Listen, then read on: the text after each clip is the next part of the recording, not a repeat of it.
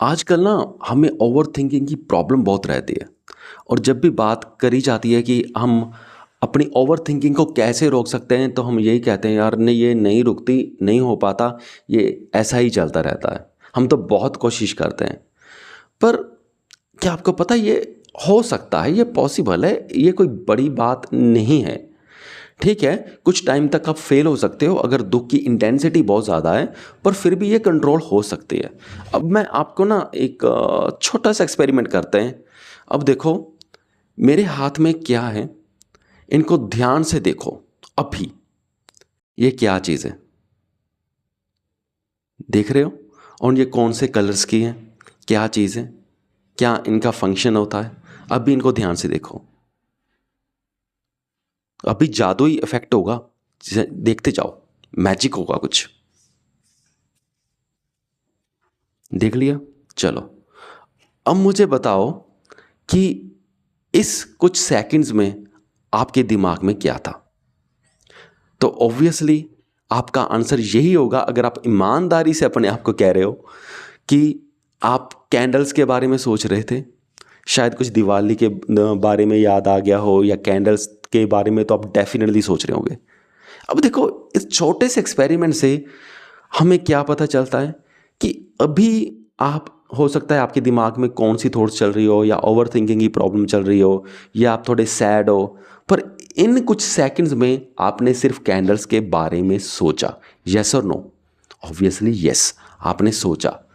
तो आप देखो कि अगर आप थोड़ा सा ध्यान खुद एफर्ट्स करके किसी चीज़ की ओर लगाओ, तो हमारा जो ब्रेन है उसी चीज़ के बारे में सोचने लगता है। इसे बोलते हैं priming your brains. Prime your brains. क्योंकि अगर हम दिमाग का ध्यान किसी स्टडी की ओर लगाते हैं तो लगता है, अगर कैंडल्स की ओर लगाए तो लगेगा, अगर आसमान की ओर देखोगे तो आसमान के बारे में दिमाग सोचेगा। तो इसका मतलब क्या है कि ब्रेन हमारे कंट्रोल में भी है। मैं मानता हूँ कि बहुत सारी चीज़ें जो हमारे ब्रेन की होती हैं वो हमारे कंट्रोल में नहीं होती। जैसे ब्रेन हमारे दिल की धड़कन के साथ रिलेटेड है, हमारे सांस लेने के साथ रिलेटेड है, वो सारा कुछ चल रहा है ऑटोमेटिकली। पर अगर आप कुछ सेकंड्स के लिए अपनी अपनी सांस भी रोकना चाहो तो रोक सकते हो। वो कमांड कहाँ से आएगी? कमांड तो ब्रेन से ही आएगी ना।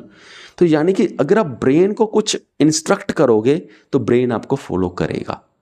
अगर आप सैड थॉट्स में फंसे हुए हो, है ना, जो दुख देने वाली थॉट्स में फंसे हुए हो, तो अगर आप अपने ब्रेन को थोड़ा पुश करोगे थोड़ा हैप्पी थॉट्स को सोचने के लिए, तो वो हैप्पी थॉट्स को सोचेगा।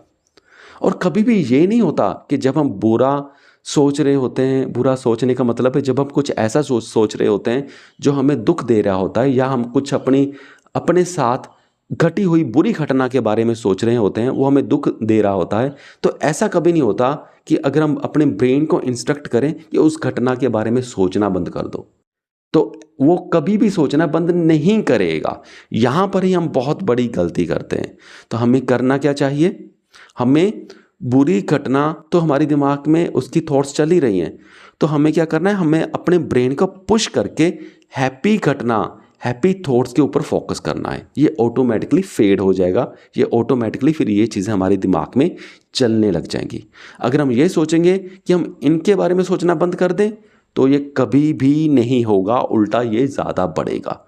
हमने सिर्फ फोकस यहाँ से हैप्पी थॉट्स की ओर लेकर आना है।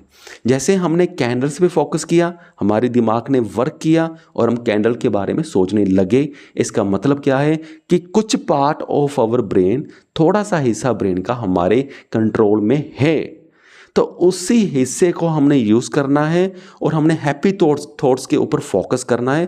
क्योंकि हम ये भी कर सकते हैं, अगर ब्रेन कैंडल के ऊपर फोकस कर सकता है तो हैप्पी थॉट्स के ऊपर भी फोकस कर सकता है।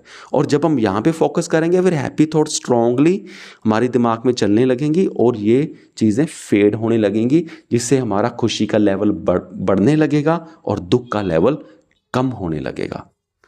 ठीक है, तो अपने ब्रेन को ऐसे प्राइम कीजिए, अपने ब्रेन को ऐसे ट्रेन कीजिए। और जितना ट्रेन हम अपने ब्रेन को इस कदर करेंगे, उतनी ही जल्दी हम विद प्रैक्टिस इन बुरी थॉट्स में से जल्दी निकलेंगे और अच्छी थॉट्स में जल्दी आएंगे, जिससे हम ज़्यादा अच्छा महसूस करेंगे। चलो ठीक है, मुझे उम्मीद है कि आपको मेरा पॉइंट समझ में आ गया होगा। सर इस वीडियो को यहाँ तक देखने के लिए आपका बहुत बहुत धन्यवाद।